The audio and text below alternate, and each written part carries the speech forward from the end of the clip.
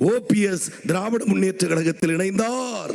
அவர் சொன்னார், நான் தாய் கழகத்தில் இணைந்திருக்கிறேன் என்ற வார்த்தை திராவிட இயக்கத்தின் தாய் தளபதி மு.க. ஸ்டாலின் என்பதை முன்னாள் முதலமைச்சர் OPS ஏற்றுக்கொண்டிருக்கிறார். துரோகி எடப்பாடிக்கு என்ன தெரியும்? காலில் விட தெரியும், ஊர்ந்து போக தெரியும், பாதம் தாங்கி பழனிசாமி டெல்லிக்கு காவடி தூக்க தெரியும், வேறு என்ன தெரியும்? பாட்டாளி மக்கள் கட்சியோடு எடப்பாடி பேசினார், கூட்டணி உறுதியானது. அன்புமணி ராமதாஸோடு தமிழகத்தில் சொன்னாரா? தமிழகத்தின் பத்திரிகையாளரிடம் சொன்னாரா? டெல்லிக்கு போனார், அமித்ஷாவிடம் சொல்ல, டெல்லிக்கு போனார், மோடியிடம் சொல்ல. பாஜகவோடு பேச வேண்டும், தேதி வேண்டும். தமிழகத்தில் சொன்னாரா? நயினாரிடம் சொன்னாரா? வானதியிடம் சொன்னாரா? தமிழிசையிடம் சொன்னாரா?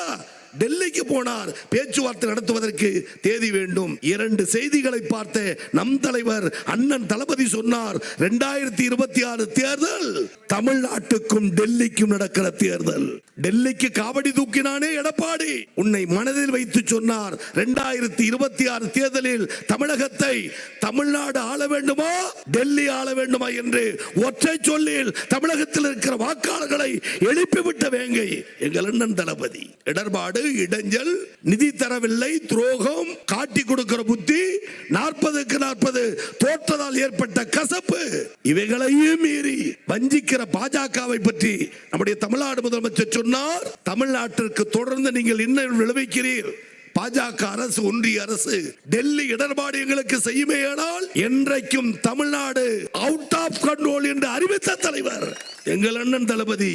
எனவே தமிழகத்தை தலைகுனிய விட மாட்டோம் என்று சொல்லுகிற துணிவு, ஆண்மை எங்கள் ஆருயிர் அண்ணன் தளபதியை தவிர தமிழகத்தில் வேறு எந்த தலைவனுக்கு இருக்கிறது? எங்களை வெல்லுவதற்கு யார்? இப்படை தோற்கின் எப்படை வெல்லும்.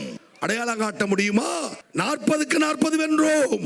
நாடாளுமன்ற தேர்தலில் பிரகடனப்படுத்துகிறேன், 40க்கு 40 நாடாளுமன்ற தேர்தலில் வென்றதை போல் 234 தொகுதியில் 200 வெல்லும் என்று அண்ணன் தளபதி சொன்னார். எங்கள் அண்ணனே, தமிழகத்தின் மன்னனே, ரிஷிவந்தியம் தொகுதி, கள்ளக்குறிச்சி தொகுதி, உளுந்தூர்பேட்டை தொகுதி, செங்கம் தொகுதி பட்டியல் போட்டால் 234 தொகுதியில் 234 தொகுதியும் வென்று காட்டுகிற வலிமை தமிழ்நாட்டு மக்கள் இன்னைக்கு வழங்கி இருக்கிறார்கள்.